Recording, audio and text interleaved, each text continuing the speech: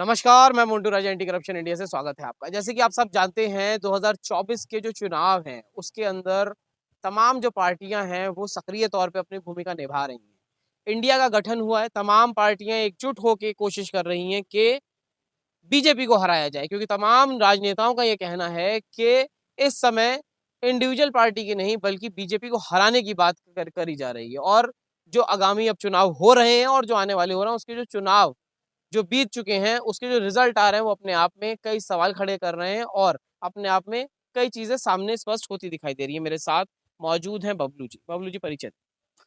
Bablu Kushwaha, Purvanchal Bihar front के राष्ट्रीय कार्यकारी अध्यक्ष। बबलू जी जैसे कि 2024 में चुनाव है और अभी जो आप देख रहे हैं, जो बीते समय में चुनाव हुए अलग-अलग जगह पे, अभी भी हैं और 2024 में भी चुनाव आपके रहेंगे। तो आप कैसे देख रहे हैं? इंडिया पे तमाम राजनीति हुई, उसके बाद अब जो रिज़ल्ट आ रहे हैं, अभी हाल-फिलहाल में उत्तर प्रदेश की तरफ से जो रिज़ल्ट आया, उसमें समाजवादी पार्टी जो है, वो जीती हुई नज़र आ रही है। तो क्या लगता है, बीजेपी खत्म होने जा रही है या फिर बहुत ज़्यादा चैलेंज रहेगा बीजेपी को, इंडिया के गठन के बाद? देखिए, ये पूरे भारत में 7 सीटों पर जो चुनाव हुआ, यह तो अभी झांकी है, 2024 अभी बाकी है। हमको बड़ा ताज्जुब हो रहा है और स्पष्ट जनादेश भारत के लोगों ने दे दिया कि अब कहीं भारतीय जनता पार्टी नहीं रहेगी। ये लोग तो अपना नाम रखा है भारतीय जनता पार्टी, लेकिन हम उसका संधि विच्छेद करके नाम रखे हैं भारत जलाओ पार्टी। ये भारतीय जनता पार्टी नहीं है। देश की सबसे बड़ी पार्टी को ऐसे कह रहे हैं आप? भारत जलाओ पार्टी स्पष्ट रूप से ये नागपुर से चलता है। ये नागपुर से चलता है। ये संघी लोग का जो कार्यालय है नागपुर, वहां से इसकी संचालन होती है, न कि संविधान से चलता है देश। देश के अंदर तमाम चीजें तो बीजेपी ने करी ना। 9 साल हो चुके हैं, 10वां साल चल रहा है बीजेपी को। आपके तहत कोई काम ही नहीं करा बीजेपी ने। काम किया है, 6,000 करोड़ और 9,000 करोड़ ललित और नीरव मोदी को लेकर भगाने का काम किया है। 3 महीना तक बहु बेटियों का आबरू मणिपुर में लुटता रहा, मणिपुर जलता रहा, लेकिन सरकार सोता रहा। कहता है कि चौकीदार जग रहा है।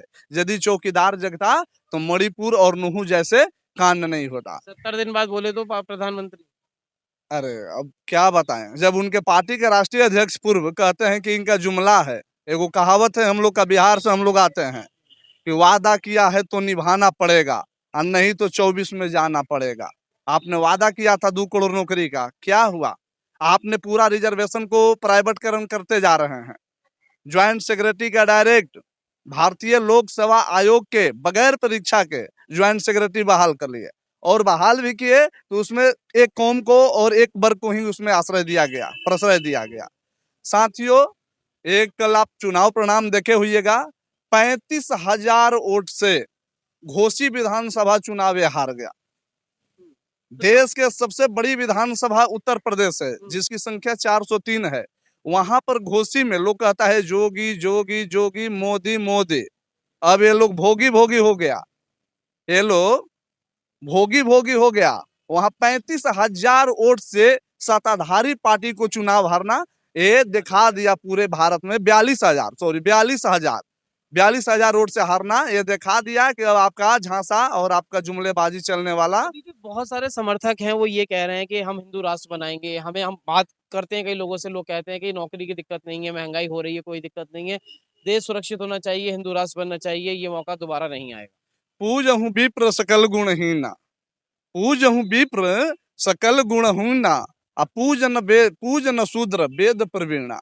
मतलब ये लोग कतनों कुकर्मी है, चाहे ब्रिजभूषण हो या कुलदीप सेंगर हो, या कल जो बीजेपी का ज्वाइंट सेक्रेटरी का जो लड़का छेड़खानी किया है। ये लोग कितनों रेपिस्ट हो, कितनों बलात्कारी हो, कितना भी कुकर्मी हो, ये पूजने योग्य है। हम नहीं कह रहे हैं, इसका मनुस्मृति कह रहा है। इसका मनुस्मृति कह रहा है कि पूजने योग्य है, चूंकि पंडित है, बखंडवाद है, ब्राह्मणवाद है, और कितना भी पढ़ा लिखा विद्वान रहे वो पूजनीय नहीं है, चूंकि वो SC ST OBC मैंडिटी का है। तो क्या आप मनुवाद और जो डॉक्टर भीमराव अम्बेडकर ने संविधान लिखा है उसकी लड़ाई होने जा रही है हाँ क्या? बिल्कुल, इसमें दो राय कहाँ है। संविधान के मानने वाले हम लोग हैं, संविधान के रचयिता के हम लोग वंशज हैं। पेरियार ललई यादव, रामास्वामी और सम्राट अशोक महान, गौतम बुद्ध के हम लोग वंशज हैं, बाबा साहेब का वंशज हैं। हम लोग को ऐसा होने नहीं देंगे। तो मोदी जी भी यही है कि कानून के हिसाब से, संविधान के हिसाब से सारी चीज़ होनी चाहिए। लेकिन जो धरातल पे चीज़ें दिख रही हैं, उन पे कोई एक्शन होता हुआ दिखाई नहीं दे रहा यदि कानून से होता तो ये अभी हम जो लोग जिसके समर्थन में आए हैं, लगातार आ रहे हैं, डॉक्टर रितु जैसे होनहार SC ST OBC के डॉक्टर प्रोफेसर के साथ भेदभाव के आधार पर आजादी के 76 वर्षों के बाद भी उसको निष्कासित करने वाली ये सविता राय प्रिंसिपल है। जरा इसको भी फोकस कर लीजिए। भेदभाव के आधार पर निष्कासित किया और रिस्ट्रिकेट किया। साथियों, ये मनुस्मृति से देश चलाना चाह रहे हैं लोग। ढोल गंवार शूद्र पशु नारी, ढोल गंवार शूद्र पशु नारी, ये सब ताड़न के अधिकारी। जिस मनुस्मृति में, जिस हिंदू राष्ट्रवाद की भाषा में लिखा जा रहा हो कि ढोल गंवार शूद्र पशु नारी, पशु, नारी और शूद्र को ताड़ने का अधिकारी है, पीटने का अधिकारी है, उससे क्या उम्मीद लगा बैठे हैं? दूध की रखवाली कहीं बिल्ली करता है क्या? दूध की रखवाली बिल्ली करता है? तो साथियों, आप रामराज की बात कर रहे हैं, वह रामराज जहां पर फिर से एक अग्नि परीक्षा देना पड़ेगा आधी आबादी को। देश की आधी आबादी, देश की आधी आबादी महिलाओं को क्या फिर से अग्नि परीक्षा देना पड़ेगा? क्या फिर धरती में समाना पड़ेगा? क्या सुपनेखा का फिर नाक काटा जाएगा? क्या बाली को आप छल कपट से फिर मारिएगा? हम लोग ऐसा कदापि नहीं होने देंगे। और आपको बता देते हैं, जिस हिंदू राष्ट्र की ये लोग कल्पना कर रहे हैं, हमारे ललई सिंह यादव इलाहाबाद हाई कोर्ट में और सुप्रीम कोर्ट दिल्ली में 2-2 बार लगातार केस जीत चुके हैं कि रामायण एक काल्पनिक मनोग्रंथ ग्रंथ है। ललई सिंह यादव हाई कोर्ट इलाहाबाद उत्तर प्रदेश और सुप्रीम कोर्ट दिल्ली में 2-2 बार ये रामायण के खिलाफ में केस जीत चुके हैं कि रामायण एक काल्पनिक ग्रंथ है। तो तमाम जो लोग हैं आज कहते हैं 85% की बात लोग कहते हैं कि SC ST OBC है, OBC की सबसे ज्यादा संख्या, और OBC जो है अधिकतर अपने आप को हिंदू मानता है, और उसी का जो वोट बैंक है वो पूरा एक तरफा चला जाता है। इसको कैसे समझाएंगे? देखिए साहेब, हम आपको बताते हैं कि हमारे कुछ अपने लोग ही मनोवाद के जाल में फंसे हुए थे, जाल जकड़ में, लेकिन अब सब मुख्य धारा में लोग आ रहे हैं और 2024 में इनको उखाड़ कबाड़ फेंकने का काम करेंगे।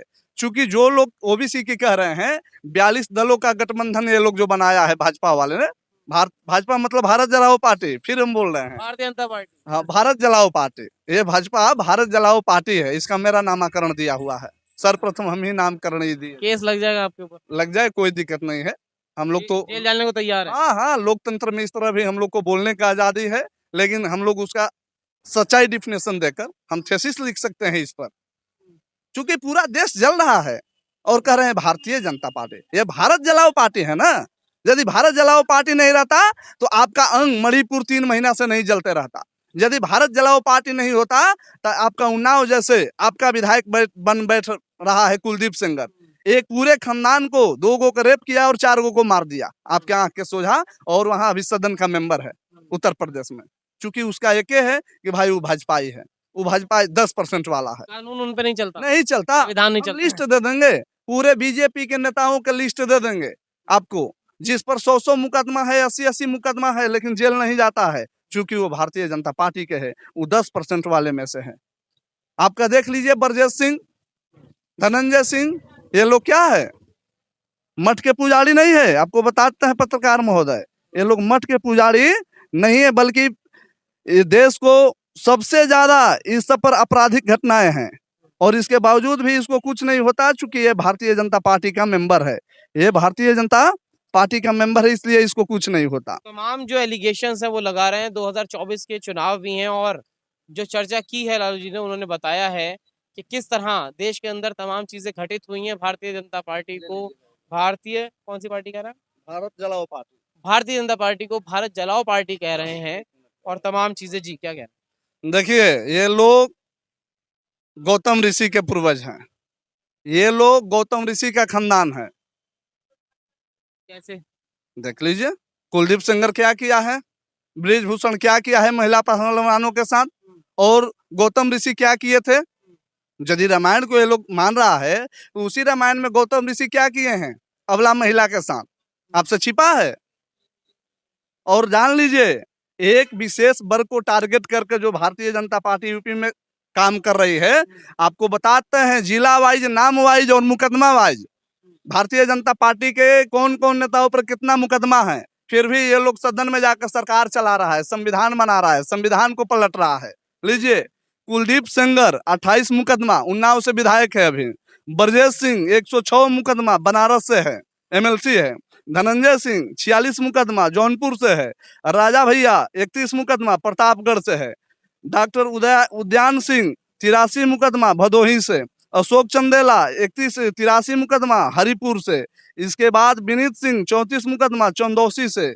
इसके बाद ब्रिजभूषण 84 मुकदमा, गोंडा से। चुलबुल सिंह 53 मुकदमा, बनारस से। सोनू सिंह 57 मुकदमा, सुल्तानपुर से। फिर मोनू सिंह 48 मुकदमा, सुल्तानपुर से। अजय सिंह सिपाही 81 मुकदमा, मिर्जापुर से। पिंटू सिंह 23 मुकदमा, बस्ती जिला से। सन्नी सिंह 48 मुकदमा, देवरिया जिला से। इसके बाद संग्राम सिंह 58 मुकदमा, बिजनौर से। चुन्नू सिंह 42 मुकदमा, मोहबा से। बदशाह सिंह 88 मुकदमा, मोहबा से। ये पूरी लंबी फहरिस्त लेके आए हैं आप। पूरा, ये सब अभी तक कम गिने, अभी तो खाली अल्प झलक दिखाए हैं। इसके बाद ये लोग कहता है कि ओबीसी माइनॉरिटी दलित के कि तुम लोग कामर उठाओ, तुम लोग मंदिर जाओ। आपको बताते हैं कि मंदिर जाने के बजाय हमारे ओबीसी दलित, महादलित, एससी एसटी के लोग यदि स्कूल और यूनिवर्सिटी जाने लगे तो इसकी दुकान बंद हो जाएगी। भारत जलाओ पार्टी की दुकान बंद हो जाएगी। और अपने ये आदित्यनाथ जोगी पूरे देश को कह रहा है कि मंदिर में और मस्जिद में विश्वास करो, मंदिर और आपका विश्वास करो राम राज में। और अपने मठ छोड़कर आ रहा है सीएम की कुर्सी पर बैठने के लिए। आप बताइए, सन्यासी कहीं सरकार चलाता है क्या? सन्यासी का काम क्या है? सन्यासी का काम है सद्भावना से प्रेरित। लेकिन ये तो मंदिर और मठ छोड़कर आकर यहाँ ये चला रहा है सरकार। और हमारे लोग को कह रहा है कि आप मंदिर मस्जिद का घंटा डोलाते रहिए। देखिए, तमाम जो है चीज़ें स्पष्ट करी हैं, पूरी फ़हरिस्त लेके आए हुए थे, तमाम चीज़ें बताई गई हैं, लेकिन अब भी तमाम चीज़ें जानने के बाद भी क्या एससी, एसटी, ओबीसी एकजुट हो पाएगा? क्योंकि जो धर्म का और तमाम भगवा झंडा कहा जाए उठाते हैं, नारेबाज़ी लगाते हैं, उधर अधिकतर ओबीसी समाज के लोग होते हैं। इस पूरी चर्चा पे क्या सोचते हैं, क्या राय रखते हैं, कमेंट द्वारा साझा करें। अगली अपडेट के साथ आपके सामने फिर प्रस्तुत होंगे। नमस्कार।